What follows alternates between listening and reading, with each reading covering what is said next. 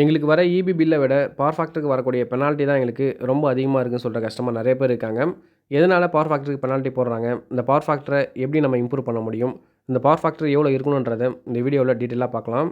So இன்றைக்கி நம்ம சென்னை மாதவரம் வந்திருக்கோம். நம்மளுடைய வீடியோ பார்த்துட்டு இந்த கஸ்டமர் நம்மளை கூப்பிட்டுருந்தாங்க. இவங்களுக்கும் பவர் ஃபேக்டர் வந்து ரொம்ப லோவாக தான் வந்துட்டுருக்கு. ஸோ டோட்டலாக வந்து 9 ஹெச்பிக்கான லோடு வந்து வச்சுருக்காங்க. ஸோ முதல்ல இந்த மாதிரி ஒரு ப்ராப்ளம் வரும்போது நம்ம செக் பண்ண வேண்டியது, ஸோ ஒரு மிஷினை நம்ம ஆன் பண்ணி அதில் எவ்வளோ பவர் ஃபேக்டர் மெயின்டைன் ஆகுதுன்றதை முதல்ல செக் பண்ணணும். ஸோ அதுக்கேற்ற மாதிரி ஒரு மோட்டருக்கும் எவ்வளோ கேவிஆர் நம்ம கெப்பாசிட்டர் ஃபிக்ஸ் பண்ணுன்றதை தெரிஞ்சுக்கிட்டு அதுக்கேற்ற மாதிரி தான் நம்ம கெப்பாசிட்டர் ஃபிக்ஸ் பண்ணணும். நிறைய பேர் என்ன பண்ணுறாங்க, ஸோ 1 ஹெச்பினா இவ்வளோ கேவிஆர், 2 ஹெச்பினா இவ்வளோ கேவிஆர், 5 ஹெச்பினா இவ்வளோ கேவிஆர்ன்ட்டு ஃபிக்ஸடாக வந்து ஃபிக்ஸ் பண்ணுறாங்க. அதே போல் மெயின் மீட்டர் பேனலில் ஃபிக்ஸடாக எல்லா மோட்டருக்கும் சேர்த்து ஒரு கெப்பாசிட்டர் ஃபிக்ஸ் பண்ணுறாங்க.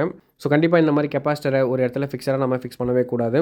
ஸோ பர்டிகுலராக எந்த மிஷினில் நம்மளுக்கு பவர் ஃபேக்டர் நம்மளுக்கு லேக் ஆகுதோ அதில் மட்டும்தான் நம்மளுக்கு கெப்பாசிட்டரை, ஸோ அந்த மோட்டர் எப்போ ஆன் ஆகுதோ அப்போ மட்டும்தான் அந்த கெப்பாசிட்டர் வந்து ஆன் ஆகணும்.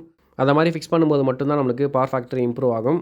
ஸோ ஃபிக்ஸடாக ஒரு கெப்பாசிட்டரை மீட்டர் பேனல்லையோ ஏதோ ஒரு இடத்துல ஃபிக்ஸடாக நம்ம ஃபிக்ஸ் பண்ணும்போது கண்டிப்பாக அந்த இடத்துல பவர் ஃபேக்டர் இம்ப்ரூவ் ஆகாது. இதனால் பெனால்ட்டி நம்மளுக்கு கண்டிப்பாக அதிகமாக தான் வரும், கம்மியாக ஆகாது. நம்ம இந்த சைட்டோடைய ப்ராப்ளத்தை சால்வ் பண்ணி கொடுத்துட்டோம். இப்போ நமக்கு பவர் ஃபேக்டர் பாருங்கள் 0.92 மெயின்டைன் ஆகுது.